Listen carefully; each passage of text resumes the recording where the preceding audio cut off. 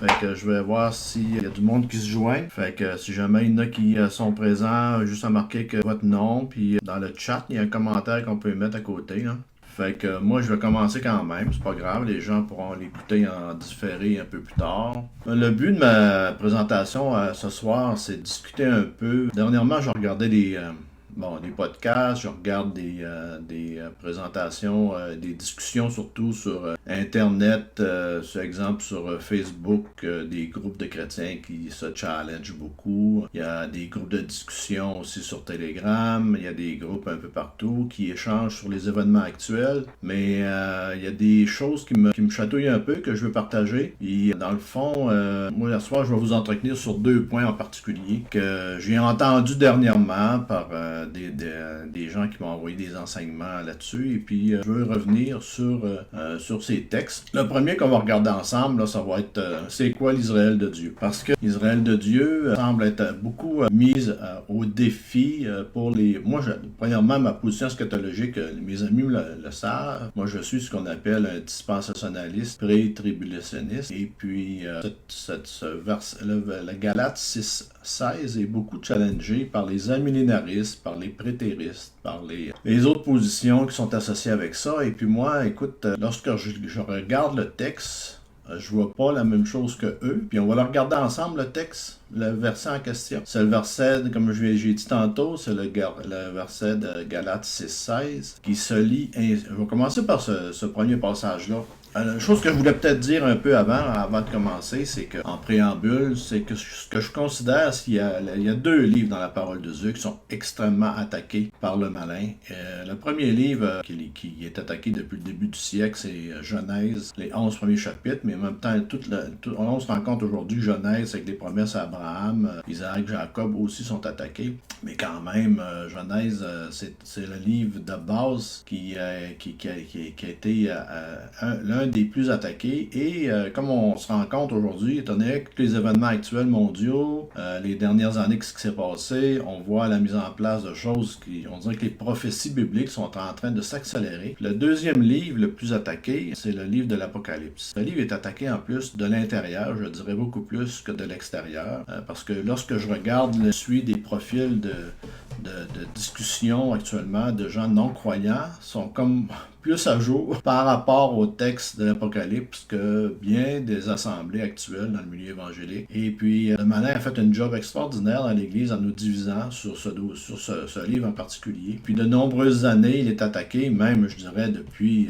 le début de l'Église. Ce livre-là a été attaqué. Mais ça va être un sujet pour une autre présentation ultérieurement. Moi, aujourd'hui, je vais me contenter de vous présenter la précision des Écritures. Mon but aujourd'hui, c'est vraiment de présenter comment la parole, elle est précise quand elle parle de quelque chose, qu'on n'a pas à ajouter nos perceptions ou des oui-dire ou des approches qui vont dans le sens contraire du texte. Ce qu'il faut apprendre à faire, c'est de respecter le texte dans son contexte. On va voir, il y a des règles d'herméneutique à respecter. Mon but à ce soir, c'est pas de les présenter. Ce soir, c'est de présenter vraiment des passages en particulier où ce que je peux démontrer la précision puis comment est-ce que ces textes-là, dans le fond, lorsqu'ils sont bien regardés dans le contexte, qui sont analysés avec l'orthographe et puis les textes grecs, on peut voir qu'en réalité, on prétend être aujourd'hui l'Israël de Dieu. L'Église est maintenant l'Israël de Dieu pour bien des gens. On peut s'apercevoir, c'est lorsqu'on respecte la structure de la phrase dans son intégralité, on peut voir, exemple, dans Galates 6:16, je pense que vous l'avez à votre écran. Pour une mise en contexte, le livre de Galates, c'est un livre de correctif pour l'Église non juive de l'époque qui faisait face à des judaïsants qui voulaient, eux, imposer la loi de Moïse aux non-juifs comme une prémisse avant d'avoir rentré être dans le royaume de Dieu. En réalité, Paul fait la démonstration, commençons au verset 15, il va dire « Car ce n'est rien que d'être circoncis ou incirconcis. Ce qui est quelque chose, c'est d'être une nouvelle créature. » Dans le fond, il conclut, ça c'est en lien avec le salut. C'est pas grave d'être circoncis ou pas être circoncis. En lien avec le salut, on est tous sur la même base. Il n'y a plus ni homme ni femme. ni grec, ni juif, ni esclave, ni maître. À l'intérieur de l'Église, toutes ces distinctions-là sont tombées à l'intérieur du salut quand tout le monde a accepté Jésus-Christ comme sauveur. Il n'y a plus aucune distinction de race, de couleur, on name it, là. Mais il finit avec une salutation. Il va dire, après ça, au verset 16, il va dire « Paix et miséricorde sur tous ceux qui suivront cette règle. » Et, là il rajoute « et sur l'Israël de Dieu. » Ici, si on respecte la syntaxe du texte, on se rend compte qu'il se trouve à saluer deux groupes bien distincts. Paix et miséricorde sur tous ceux qui suivront cette règle. De quelle règle il vient de parler? C'est qu'il n'y a plus de distinction entre les juifs et les non-juifs. Là, il parle à des non-juifs ici quand il dit ça. Là. Il veut dire qu'ils ne sont pas obligés de se faire circoncire, ça n'a pas d'importance. Et après, il rajoute « et sur l'Israël de Dieu ». L'Israël de Dieu, c'est le peuple juif. C'est les Juifs à l'intérieur de l'Église. Ça, c'est attesté par des théologiens. Je vais vous lire un petit document. D'ailleurs, j'ai une version anglaise ici d'un commentateur. Moi, je vais prendre ce que moi j'ai traduit en français. Ça dit « Pour tous ceux qui suivent la règle selon laquelle la circoncision n'est rien et l'incirconcision n'est rien, mais ce qui compte, c'est la croix de Jésus. Il y a, dit Paul dans Galates 6,16, la paix et la miséricorde pour deux groupes distincts si on lit bien attentivement le texte. » C'est ça qui est important quand on veut comprendre les Écritures. C'est d'être très attentif aux mots et aux structures de phrases. Fait que si on répète le verset, là, pour tous ceux qui suivront cette règle, que la paix et la miséricorde soient sur eux et sur l'Israël de Dieu. Puis si on va dans le texte ici, que je peux le mettre avec le souligné en grec, verset 15, 16, si je me redéplace, ici. Et l'Israël de Dieu, c'est le mot Kai, qui est un grec qui nous présente, puis si on va sur ça veut dire et aussi, même, tous, deux, alors, ainsi. Fait qu'il cite là, et sur l'Israël de Dieu, le mot utilisé est le bon mot, et c'est vraiment marquer une distinction entre deux groupes de personnes. Ceux qui respecteront cette règle, les non-juifs, qui n'ont pas l'obligation de se faire circoncire, et les Juifs, qu'eux, sont circoncis, non plus maintenant sur la loi de Moïse, mais à cause de l'alliance avec Abraham. Ils sont encore dans cette obligation-là. C'est eux l'Israël de Dieu. C'est les croyants juifs à l'intérieur de l'Église. C'est ça qu'on appelle, puis je vais continuer de la lecture de mon texte, un commentateur en question. Tout d'abord, il leur déclare la paix et la miséricorde. Qui sont ces personnes? Ce sont les croyants païens auxquels il écrit. Deuxièmement, il déclare la paix et la miséricorde pour l'Israël de Dieu. Qui est l'Israël de Dieu, comme je viens de vous dire? Ce n'est pas l'Église ici, c'est l'Israël de Dieu désigne les croyants juifs, le reste des croyants au sein du peuple juif. Il y a toujours, à travers l'histoire du peuple juif, il y a toujours eu un reste, ce qu'on appelle en anglais remnant.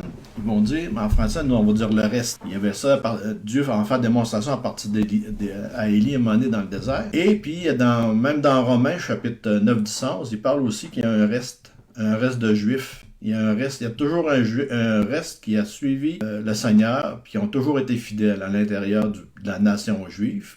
Aujourd'hui, ils sont à l'intérieur, ces gens-là, de l'Église aujourd'hui, fait qu'il n'y a pas de distinction entre nous et eux. Fait qu'il ne faut jamais commettre l'erreur d'identifier Israël de Dieu avec l'Église ou avec les croyants païens comme étant une sorte de nouveaux juifs spirituels, ce que les amillénaristes et les prétéristes vont faire. Cela n'est en effet enseigné nulle part dans les Écritures. Il y a deux groupes différents dans ce verset.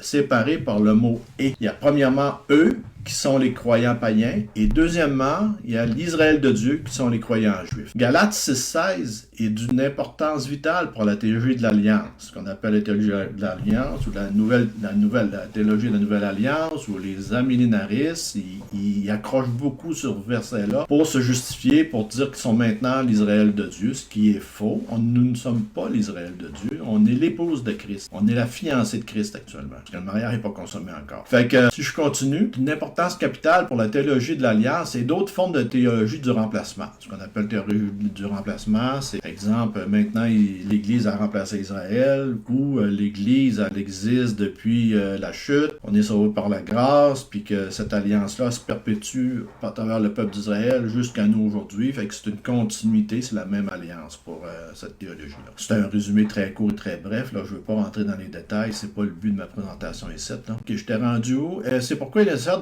un traitement plus détaillé. Effectivement, je vais aller plus un petit peu dans les détails. Bon, le livre de Galates traite des païens qui tentaient d'obtenir le salut par la loi. Ceux qui les trompaient, c'était des judaïsants, c'est-à-dire des Juifs qui exigeaient l'adhésion à la loi de Moïse. Pour eux, un païen devait se convertir au judaïsme avant de pouvoir prétendre au salut par le Christ. Au verset 15, Paul déclare que l'élément important pour le salut est la foi, qui donne naissance à l'homme nouveau, dans Éphésiens 2, chapitre 2, versets 4 à 16. Il mentionne également deux éléments, la circoncision et l'incirconcision.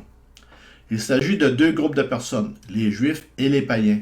Les Juifs, eux, étaient circoncis par la loi de Moïse et aussi par l'alliance d'Abraham, depuis l'alliance d'Abraham. Et les païens, nous, on n'applique pas cette pratique-là de la circoncision. Fait que les Juifs et les païens, c'est deux groupes déjà mentionnés par ces mêmes termes dans Galates chapitre 2, versets 7 et 9. Fait que je n'irai pas au verset 7 et 9 pour rien. Au verset 16, si on revient à notre verset, Paul prononce ensuite une bénédiction sur les membres des deux groupes qui suivront ces règles de salut par la foi seule. Le premier groupe est celui de eux, les incirconcis, les chrétiens païens auxquels il a consacré la plus grande partie de son épître. Effectivement, l'épître aux Galates s'adresse à l'Église non juive qui était influencée par, comme je vous disais tantôt, des judaïsants. Le second groupe est l'Israël de Dieu. Ce sont les circoncis, les croyants juifs qui, contrairement aux judaïsants, suivent la règle du salut par la grâce au moyen de la foi seule. Les théologiens de l'Alliance doivent ignorer le sens du premier kai, le mot grec que je vous ai montré tantôt ici, là, et qui est ici, là, okay? Et qui sépare les deux groupes dans le verset pour en faire un seul et même groupe. Okay? À la fin, c'est sûr, c'est un seul et même groupe, puisqu'ils sont dans la même assemblée, ils sont ils font partie de l'Église. Un docteur Lewis Johnson, ancien professeur de grec à exégèse du Nouveau Testament au Dallas séminaire théologique au Texas, a réalisé une étude détaillée de Galates 6.16. Dans son introduction, d'ailleurs, le professeur va signaler, Johnson fait l'observation suivante. Malgré les preuves accablantes du contraire, il reste un soutien persistant à l'affirmation selon laquelle le terme Israël peut se référer correctement aux croyants païens de l'époque actuelle. Le principal soutien se trouve dans Galates 6.16, ce qu'on est en train de regarder. Il dit « Je ne peux m'empêcher de penser que des considérations dogmatiques pèsent lourd dans l'interprétation de Galates 6.16. La ténacité avec laquelle cette application de l'Israël de Dieu à l'Église est maintenue en dépit d'une masse de preuves du contraire conduit à penser que les partisans de ce point de vue croient que leur système eschatologique, généralement ayant un schéma amillénariste, dépend de la référence de ce terme au peuple de Dieu, composé à la fois de juifs et de païens croyants. L'amillénarisme ou l'amillénarisme ne dépend pas de cette interprétation, mais ce point de vue qui semble occuper une place précieuse dans l'exégète amillénariste. Le terme Israël est utilisé plus de 75 fois dans le Nouveau Testament, et à chacune de ces fois, il a le sens d'un Israël ethnique, de la nation d'Israël. Et donc 15 emplois chez Paul dans des ton presque émotionnel, William Hendrickson, le commentateur réformé respecté, écrit, il dit « Je refuse d'accepter cette explication ». Il y a des gens qui refusent d'accepter l'explication que je suis en train de vous dire parce qu'ils sont dogmatiques. Ils ne veulent pas regarder les choses en face puis admettre que ce passage-là ne s'adresse, c'est pas l'Église en général lorsqu'on parle de l'Israël de Dieu, c'est le peuple juif à l'intérieur de l'Église, ou le reste d'Israël qui a traversé les millénaires. Puis là, le professeur continue, il dit « Ce à quoi je veux en venir a été clairement exprimé par le docteur D.W.B. Robinson dans un article écrit il y a une vingtaine d'années. La citation désinvolte de Galates 6.16 pour soutenir le point de vue selon lequel l'Église est la nouvelle Israël devrait être vigoureusement contestée. Il existe des arguments de poids en faveur d'une interprétation limitée. Nous pouvons dire plus que cela. À mon avis, il y a plus qu'un soutien important en faveur d'une interprétation plus limitée. Il existe un soutien écrasant en faveur d'une telle interprétation. En fait, le point de vue le moins probable parmi plusieurs alternatives est le point de vue selon laquelle l'Israël de Dieu est l'Église aujourd'hui. Fait que moi, ce que je vous cite, là, c'est pas moi qui le dis, là, c'est des gens qui connaissent le grec et des docteurs. Fait que Johnson continue et présente trois raisons pourquoi ce terme ne s'applique pas qu'à l'Israël ethnique. Moi, mon but, c'est que je le ferai, je ferai pas cette démonstration-là ces trois points parce que Je veux pas alourdir le temps sur le réseau pour rien. Et puis, si vous avez, s'il y a des gens qui veulent l'avoir, je suis prêt à leur envoyer le document en question. Et puis, il n'y a aucun problème. Les points sont disponibles. Dans le fond, il élabore encore plus dans le grec la signification des mots et puis logique en arrière de tout ça. Puis il démontre que finalement, l'Israël de Dieu, c'est pas l'Église, c'est Israël, le restant d'Israël. Fait que je vais m'arrêter ici en ce qui concerne ce qui regarde la distinction entre l'Église et Israël.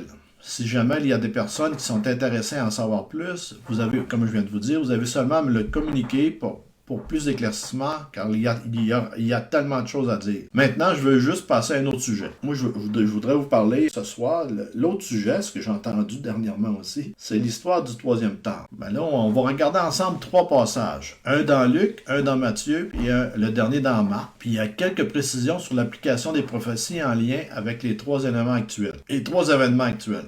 Nous allons regarder quelques règles importantes lorsqu'on étudie les prophéties. Premièrement, là, je vais vous présenter des petites choses de base quand on veut regarder les prophéties, comment est-ce qu'on doit les approcher. Il y a des règles d'interprétation qu'on a l'obligation de respecter si on veut avoir une compréhension claire et juste des textes. Je vais commencer par ça. Il dit la prophétie doit d'abord être déterminée à partir des Écritures, puis appliquée aux événements actuels, plutôt que de prendre des événements actuels et de les faire entrer de force dans une sorte de passage scripturaire, que souvent, ce qu'on appelle des exégèses de journaux, c'est qu'on prend des événements actuels, puis on se dit, ça doit être ce qui est écrit. C'est en lien avec les Écritures. Mais en réalité, la parole, elle est tellement précise qu'on n'a pas à faire ça. Tout ce qu'on a à faire, c'est regarder le texte. Est-ce que ça respecte le texte? Ça ne respecte pas le texte. Il y a un élément du texte qui n'est pas là.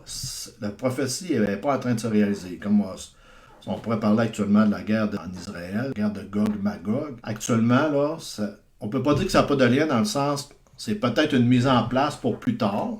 C'est un pion dans l'échiquier, mais on peut pas dire que c'est la prophétie qui est en train de se réaliser. C'est pas la prophétie, ça. La prophétie n'est pas en train de se réaliser parce qu'il manque beaucoup d'éléments. Exemple, la Russie n'est pas encore impliquée, à ce qu'on sache. Puis, dans cette prophétie, ce qui est remarquable, c'est que Dieu intervient seul. Israël n'a aucun support des nations qui viennent la protéger. Ce qui n'est pas le cas actuellement. Les Américains sont là. L'Europe s'est mis du côté d'Israël. Bon, par contre, il y a des pays qu'on voit dans cette prophétie-là, dans Gog-Magog, la Turquie, elle fait partie qui actuellement proteste, mais elle n'essaie pas d'envahir Israël, elle ne fait que protester. L'Iran, mais ça c'est un autre sujet que je voudrais peut-être regarder plus tard, le Gog-Magog. De toute manière, je ne veux pas l'aborder ce soir. Ce que je veux ce soir regarder, c'est vraiment l'histoire du troisième temple. Fait que là, je fais juste vous mettre des petits critères dans le fond, de l'information. Pourquoi est-ce qu'on ne doit pas utiliser les revues du journaux pour essayer d'appliquer ça aux Écritures? Ça, c'est mon premier point. Je vais continuer ce que j'ai écrit. Ce n'est qu'après avoir développé son eschatologie de manière exégétique à partir des Écritures que l'on doit prendre en compte les événements actuels pour voir si certains d'entre eux accomplissent la prophétie. Ce n'est que si les événements actuels correspondent parfaitement aux exigences de l'Écriture qui doivent être identifiés comme un accomplissement de la prophétie. Mais s'intéresser d'abord aux événements actuels, puis en raison d'événements similitudes, en raison d'éventuelles similitudes, commencer à les identifier comme des accomplissements partiels ou comme des indications d'accomplissements futurs, c'est s'engager dans un exégèse de journal plutôt que dans un exégèse biblique. C'est le danger qui nous guette si on va trop loin dans notre application des titres de journaux et des revues des événements actuels. Bon, il existe 4 règles de base pour l'interprétation des prophéties, mais je ne les passerai pas aujourd'hui. Je vais les passer dans un autre segment plus tard parce que ça va rallonger ma présentation pour rien. Parce que j'ai rajouté ça en dernière minute. J'ai dit, tu sais, ça serait important que j'en parle, mais c'est pas nécessaire pour la démonstration que je veux faire aujourd'hui. Fait que si on va à Luc 21, 20, 24, moi, ce que je veux vous présenter, c'est un passage bien particulier. J'ai entendu dernièrement que, en réalité, je vais enlever le texte grec, Luc 20, 24. 21, 24. Ici, ce que je devrais peut-être vous mentionner, c'est qu'on va retourner au début du chapitre pour juste se mettre dans le contexte. Bon, ici dans Luc, parce qu'il y a Luc, dans les évangiles synoptiques, on les appelle, tu as Luc, Matthieu, puis Marc, qui se ressemblent beaucoup, mais souvent, il y a des passages que tu retrouves dans un qui n'est pas dans l'autre. Par contre, des fois, tu as deux passages similaires, hein, qui rajoutent un peu plus d'informations d'un point de vue un peu différent. Fait que là, ce que je veux vous parler, c'est du temple qui devrait être reconstruit avant l'arrivée de l'Antéchrist. Bon, il y a des gens qui mettent en doute cette possibilité-là en disant que ça s'est produit en l'an 70, que tout est accompli. Ça, c'est la position prétériste qui dit en l'an 70, quand Titus étudie Titus ou Vespasius, on va peut-être le lire, je l'ai en note que j'ai pris, là, on va lire le texte tantôt. Lorsqu'il a détruit le temple, ça aurait été lui l'abomination de la désolation, et puis que finalement, les prophéties qui étaient en lien avec ce passage-là, dans Matthieu, dans Luc et dans Marc, ont été accomplies en l'an 70, puis il n'y aura plus de réalisation de cette prophétie-là, puisqu'elle était déjà accomplie. Elle aurait déjà été accomplie. Mais sauf que, quand on regarde attentivement les textes, moi ce que j'aime, c'est regarder attentivement les textes. On va s'apercevoir que dans Luc, les événements sont différents que dans ceux de Matthieu.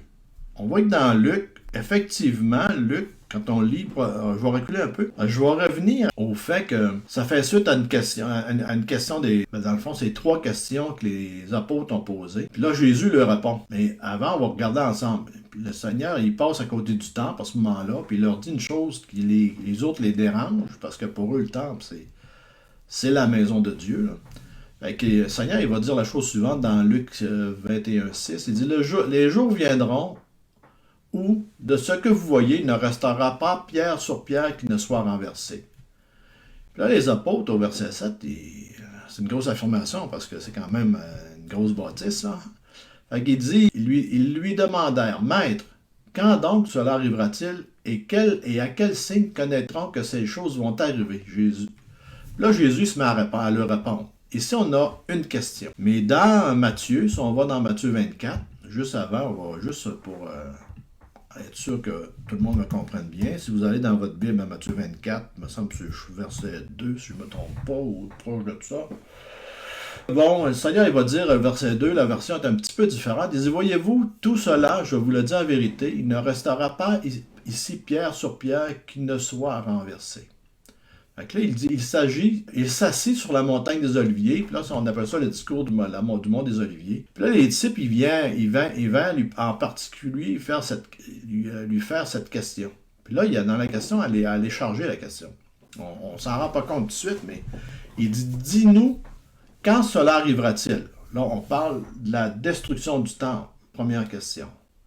Quel sera le signe de ton avènement? Quand est-ce que tu vas revenir? Puis, et après ça, il dit, et de la fin du monde. Fait que Jésus, dans Matthieu 24, Luc 21, Marc 13, il va élaborer sur toutes ces 3 questions-là. Mais dans Luc, il répond, la section qu'on va lire ensemble, il ne fait que répondre à la première question. Dis-nous quand cela arrivera-t-il? On va retourner dans Luc. Luc 21, chiffre 2.24. Puis comment? Il lui répond, bon, il y a des choses similaires, là, entre la question et les choses, il s'adresse à eux personnellement, bon.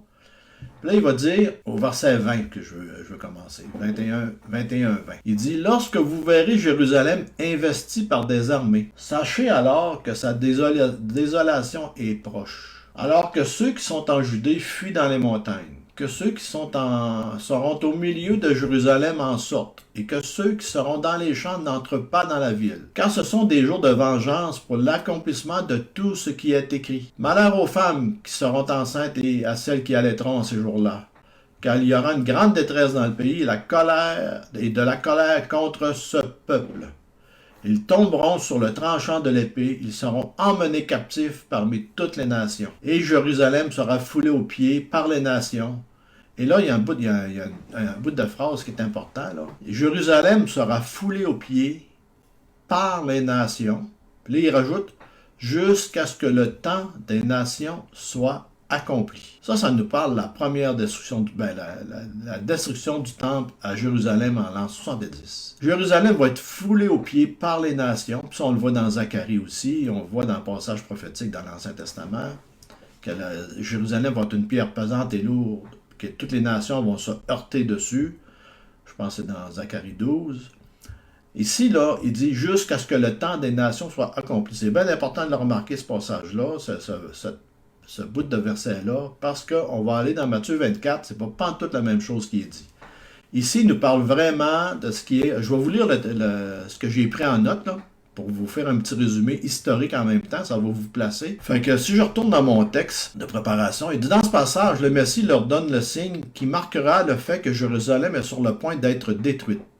Ce signe était l'encerclement de la ville de Jérusalem par des armées. Effectivement, on a lu au verset 20, lorsque vous verrez Jérusalem investie par des armées, sachez alors que sa désolation est proche. Ok, ça c'est arrivé en l'an 60. On va voir, c'est plus loin, c'est arrivé en l'an 66. Il a été dit aux croyants juifs que lorsqu'ils verraient ce signe, ils devraient quitter Jérusalem et la Judée et s'enfuir hors du pays. Ce signe marquait la désolation prochaine de Jérusalem et à partir de ce moment, Jérusalem serait continuellement foulée aux pieds par les païens jusqu'à ce que le temps des païens soit accompli, ce que je vous ai lu tantôt. Fait que cette prophétie s'est accomplie d'une manière tout à fait merveilleuse, effectivement. En l'an 66 de notre ère, la première révolte juive contre les Romains éclata. Au début de la révolte, le général romain du pays, Cestius Gallus, arriva avec ses troupes de Césarée et encercla Jérusalem. L'encerclement de la ville était le signe que Jésus avait promis. Et les croyants juifs savaient que Jérusalem serait bientôt détruite. Jésus avait ordonné aux croyants juifs de quitter la ville lorsqu'ils verraient cela se produire. Mais il était impossible de la faire tant que les Romains encerclaient la ville. Cestius Gallus remarque alors que ces lignes de ravitaillement ne sont pas sûres. Il n'avait pas assez de provisions pour maintenir un siège prolongé. Il a donc levé le siège de Jérusalem pour retourner à Césarée. En chemin, il est attaqué par des forces juives et tué. La ville n'étant temporairement plus encerclée par les armées, tous les croyants juifs, on parlait tantôt d'Israël de Dieu, tous les croyants juifs ont pu quitter Jérusalem. Selon les historiens, il y avait peut-être même jusqu'à 1 million de croyants à l'époque qui auraient quitté les lieux. Parce que ça s'est passé en l'an 70. Là, on parle de l'an 30, 33, le début de l'Église. Ils traversèrent le Jourdain et fondèrent une nouvelle communauté de croyants juifs dans la ville de Pella, en Transjordanie. Ils ont été rejoints par des croyants juifs de Judée, de Galilée et du Golan. C'est là qu'ils attendirent l'accomplissement de la prophétie de Jésus. En l'an 68, un nouveau général romain du nom de Vespasien et son fils Titus assiègent à nouveau la ville. Et en l'an 70, la ville et le temple sont détruits. Au total, il y a eu 1 100 000 Juifs qui ont été tués lors de cet assaut final. Mais aucun croyant juif n'est mort parce qu'il a obéi aux paroles de son Messie. Depuis lors, Jérusalem a été foulée aux pieds par les païens et continue à l'être jusqu'à aujourd'hui. Jérusalem ne sera pas libérée des nations païennes qui le piétinent jusqu'au retour du Messie. Effectivement, actuellement, Israël semble avoir possession de Jérusalem, mais en partie. Puis il n'y a rien qui dit qu'ils n'en reperdront pas la partie qu'ils contrôlent actuellement.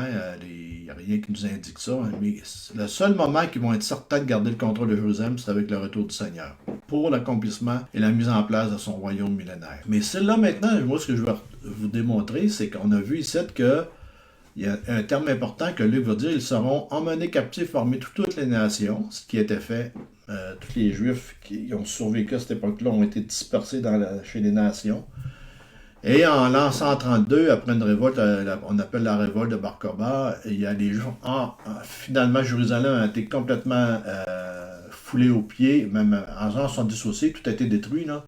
Mais ce que je veux dire, la terre de Palestine, Israël est devenu Palestine avec Adrien en l'an 132, suite à la guerre avec les Bar Kokhba, les Juifs ont gagné pendant un temps, mais finalement les Romains les ont chassés définitivement de la Terre Sainte. Fait que ce qui est important de comprendre, ce que je veux que vous compreniez, c'est que dans ce passage-là, effectivement, il y a une description de la destruction de la ville de Jérusalem en l'an 70. Puis le passage nous dit que ça va être comme ça jusqu'à temps que le temps des nations soit accompli. Maintenant, si on va dans Matthieu 24, 15. Et là, ça commence différemment. Là. C'est sûr, je saute des passages, c'est pas ça. L'important, c'est pas la compréhension et l'interprétation de tout Matthieu 24. Ce que je veux démontrer, c'est l'histoire du temple, du troisième temple. Ici, dans Matthieu 24, on a, de manière que c'est écrit, on va le lire ensemble. Ça dit, c'est pourquoi, lorsque vous verrez l'abomination de la désolation. OK. Donc, parle le prophète Daniel, établi en lieu saint, que celui qui lit fasse attention. C'est un passage important. Le Seigneur le souligne, il dit, faites attention, quand vous verrez la prophétie de Daniel être accomplie, l'abomination de la désolation en place, ça c'est un signe important. Fait que là, on va continuer pour le fun. Ben, pas pour le fun, mais parce qu'il faut comprendre le texte. Alors que ceux qui seront en Judée fuient dans les montagnes, que celui qui sera sur les toits ne descende pas pour prendre ce qui est dans sa maison, que celui qui sera dans les champs ne retourne pas en arrière pour prendre son manteau. Malheur aux femmes qui seront enceintes et à celles qui allaiteront ce jour-là. Priez pour que votre fuite n'arrive pas en hiver, ni un jour du sabbat. Ici, on voit là, que ça s'adresse aux Juifs, parce que le jour du sabbat, c'est que les Juifs qui respectent ça. Car alors, la détresse sera si grande. Remarquez bien le passage important. Car alors, la détresse sera si grande qu'il n'y en a point eu de pareil depuis le commencement du monde jusqu'à présent. Oh, là, c'est un pitch plus haut, là. Il n'y a jamais eu d'événement comme ça depuis le commencement des temps jusqu'à maintenant, à l'époque de Jésus. Et qu'il n'y en aura jamais. Ça veut dire que c'est un événement tellement important que ça ne sera jamais passé dans l'histoire de l'humanité.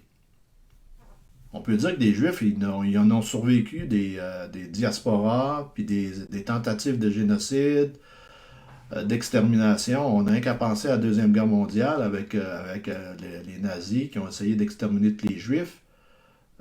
Puis, le Seigneur, ce qu'il dit, non, la destruction, quand on va voir l'abomination de la désolation, là, ce qu'on a vu en l'an 40 à 45, ça équivaut pas à ce qu'ils vont voir eux à ce moment-là. Là. Lorsqu'on va voir lorsque la prophétie de Daniel va s'accomplir. Ça dit, depuis le commencement du monde jusqu'à présent, qu'il n'y en aura jamais. Et il dit, et si ces jours n'étaient abrégés, personne ne serait sauvé. Mais à cause des élus, ces jours seront abrégés. Ici, les élus, là, ça fait référence, il parle aux apôtres, il parle au peuple juif. Tantôt, on a vu qu'ils respectent le sabbat, que ça n'arrive pas en hiver. Quand c'est en Judée, l'hiver, il faut fuir des montagnes, c'est compliqué. Puis là, les jours, à cause des élus, ces jours seront abrégés. Ça veut dire que personne, il rajoute, personne ne serait sauvé. Fait que là, c'était tout un événement qui se passe là. C'est pour ça qu'ici, là, on peut le relier facilement ce qu'on appelle le troisième temple. D'ailleurs, contrairement à ce que certains peuvent dire, le troisième temple, il n'est pas approuvé de Dieu. Là. C'est un temple fait dans l'incrédulité. C'est un temple fait par des incrédules.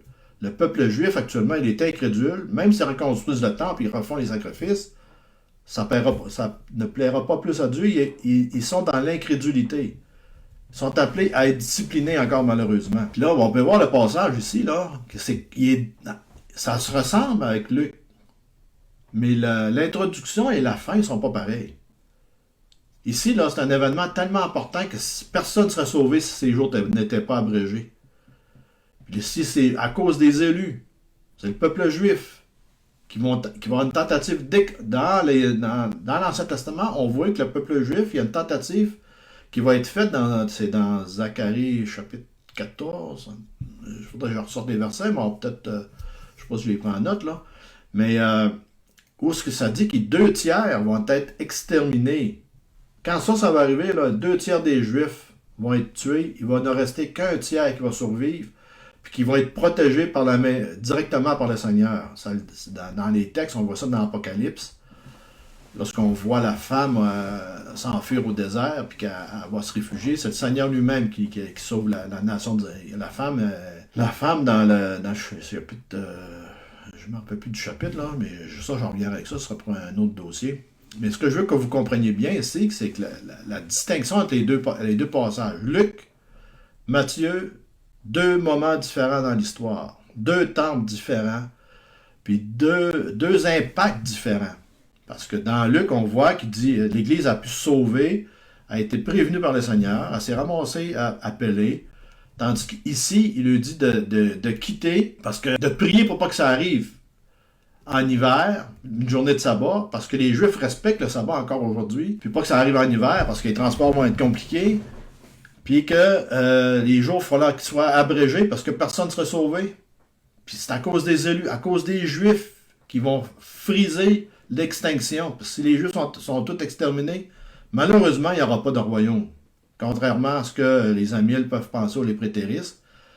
S'il n'y a plus de Juifs, là, s'il n'y a plus de Juifs qui survivent à tous les cataclysmes et les tentatives d'extermination, malheureusement, Dieu ne pourra plus rencontrer ses promesses par rapport à ce peuple-là. Fait que je vais résumer ça avec les commentaires que j'ai mis. Hein. Si on peut, pour rien oublier, c'est ça que je veux, le but, là.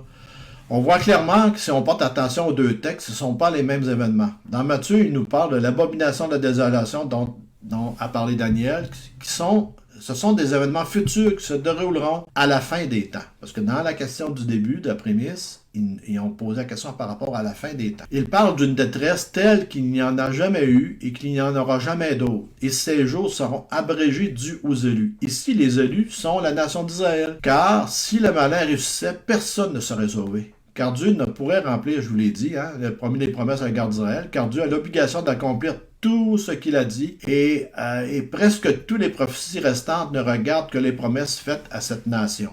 Et en lien avec le deuxième retour, et l'information additionnelle qu'on peut voir aussi à la fin du chapitre d'Apocalypse, lorsqu'on parle de l'ordre éternel.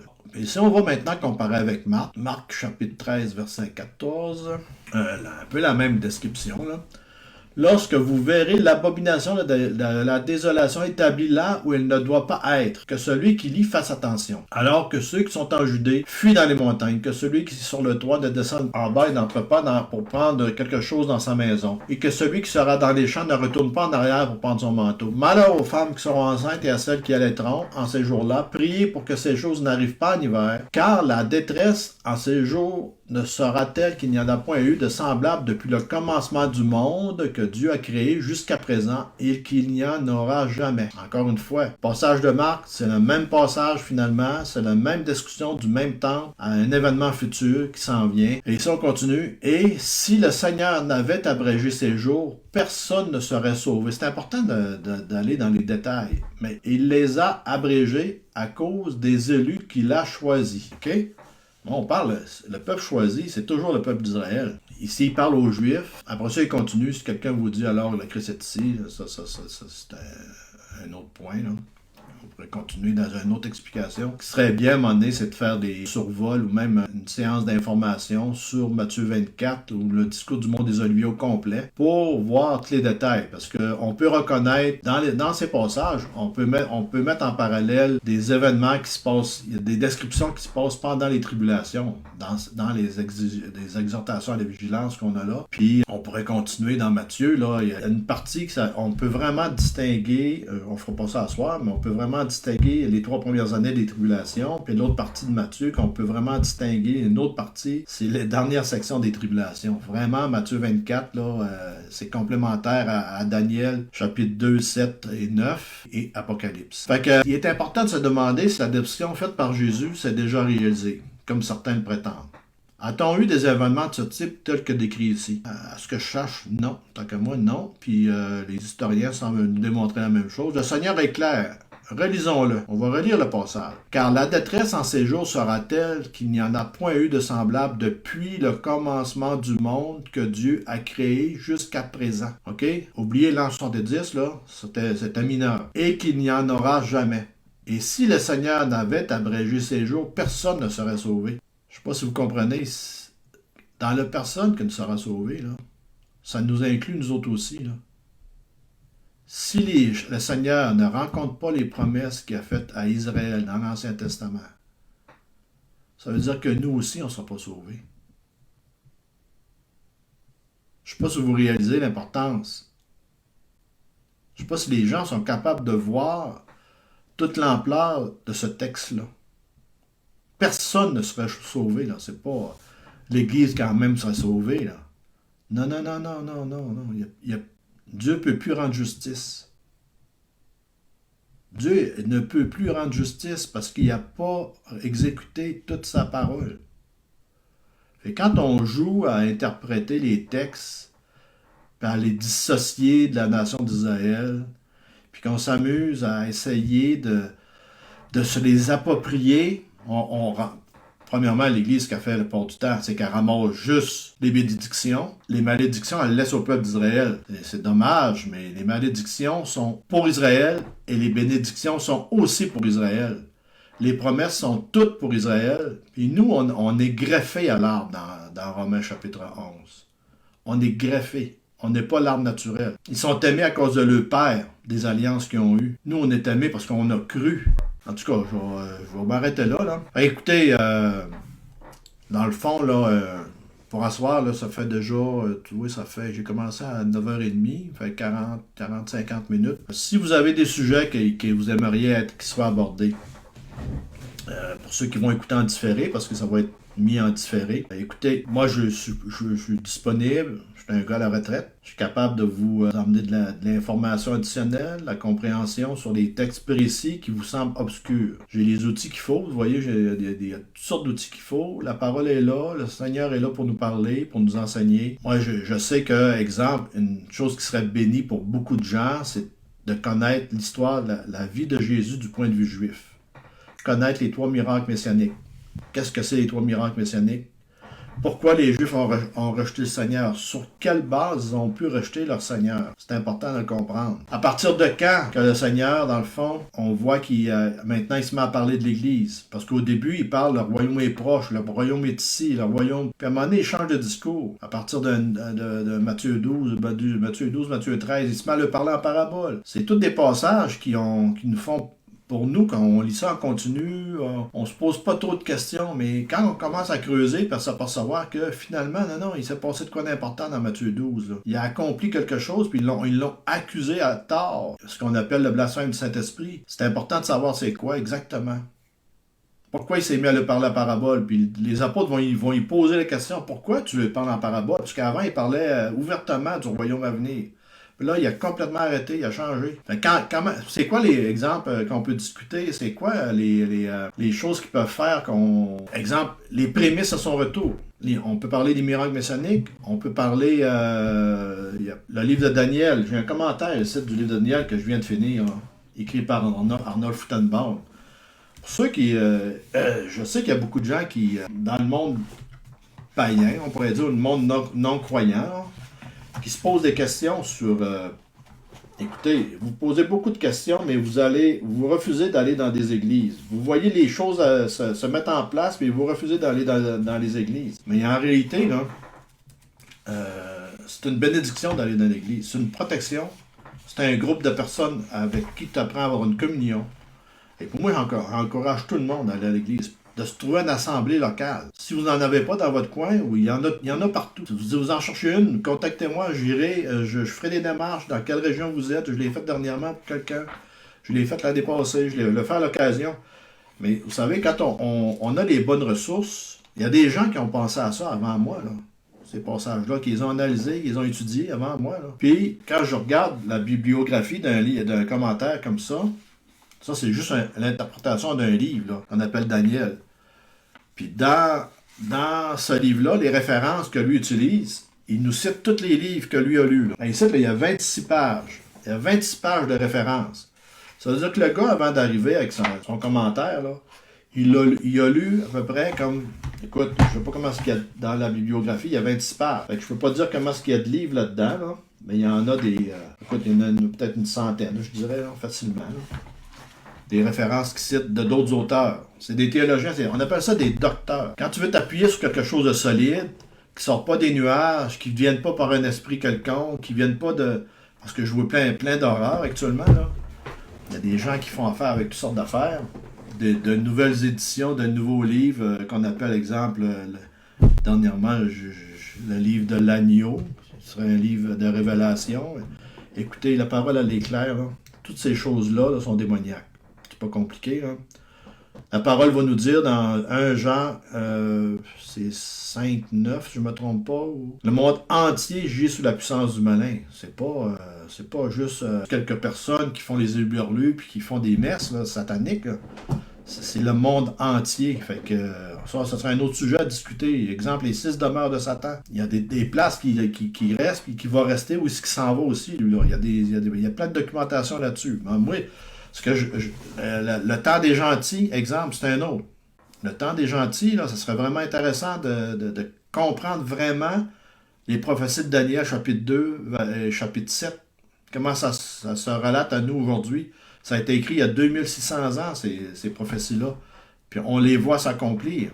Les prophéties d'Ézéchiel, le retour d'Israël sur la terre sainte, est-ce que c'était prophétisé qu'en 1948, Israël retournerait sur sa terre? Pourquoi c'est important, exemple, de croire qu'Israël a encore une place dans le plan de Dieu? Je vous l'ai dit tantôt, parce que si Israël n'est plus là, il n'y a plus personne de sauvé. Il n'y a plus personne de sauvé. Si Israël ne survit pas, puis elle ne passe pas à travers les tribulations, je vous le dis, là, la parole, elle est claire là-dessus. C'est pour ça que le Seigneur, il va dire qu'il n'y a pas un i, il n'y a pas un trait de lettre qui ne sera pas accompli. Fait que cette parole-là, elle est parole de Dieu. Ça, c'est un autre sujet. La véracité de la parole de Dieu, l'authenticité, l'inspiration de la parole de Dieu. C'est un autre sujet qu'on peut faire aussi. Fait qu'en tout cas, je vais vous laisser là-dessus. Je vais finir en priant pour que ceux qui écoutent ce petit clip, cette petite formation, cette petite information, vous ayez l'honnêteté de peut-être m'écrire si c'était bon ou pas bon. Si vous avez compris quelque chose, si c'était clair. Si vous avez réussi à avoir du discernement sur ces passages-là. Galates 6.16 et Luc, sur la destruction du temple en l'an 70 versus la future destruction du troisième temple, qui n'est pas approuvé de Dieu, contrairement à ce que certains disent. L'Esprit de Dieu ne sera pas dans ce temple-là, c'est clair. Mais il va y avoir un troisième temple, qu'on le veuille ou non. Fait que je veux rendre grâce, Père éternel, pour ce que tu as fait, premièrement, pour nous donner ta parole, Seigneur Dieu. Cette parole qui est véridique, Seigneur, cette parole qui réconforte, Seigneur, dans ces temps de troubles, ce qu'on voit, ce qui se passe un peu partout. Les gens sont remplis d'inquiétude, Seigneur Dieu, puis le but de ces petits clips, Seigneur Dieu, ou ces moments intimes à enseigner, c'est pour qu'ils puissent connaître ton royaume et l'avenue de ton royaume, Seigneur Dieu. Parce qu'un jour, tu as promis de régner dans ce monde, parce que quand on dit notre Père, c'est que ton royaume vienne maintenant sur la terre comme au ciel. Le royaume n'est pas actuellement sur la terre, comme au ciel. Fait que Seigneur, que tu puisses accomplir cette parole que tu as dite, Seigneur Dieu, que tu as prononcée et qui va s'accomplir, Seigneur Dieu. Seigneur, que les gens puissent réaliser combien ta parole elle est bonne, Seigneur Dieu, combien ta parole elle est précieuse, Seigneur Dieu, combien elle est toute et entièrement précieuse, Seigneur, pour comprendre les temps, pour te connaître, toi, le seul vrai Dieu, pour avoir une relation avec toi, Seigneur Dieu, à travers ces événements, puis rester calme, Seigneur, et puis garde-nous de nos mauvais penchants, protège-nous de nous-mêmes, Seigneur Dieu, et puis fais en sorte qu'il y ait des gens qui puissent venir à toi, apprendre à connaître ton œuvre accomplie à la croix pour eux, Seigneur Dieu, puis venir au salut. Dans le précieux nom de ton Fils, qu'on te rend grâce, Père. Amen.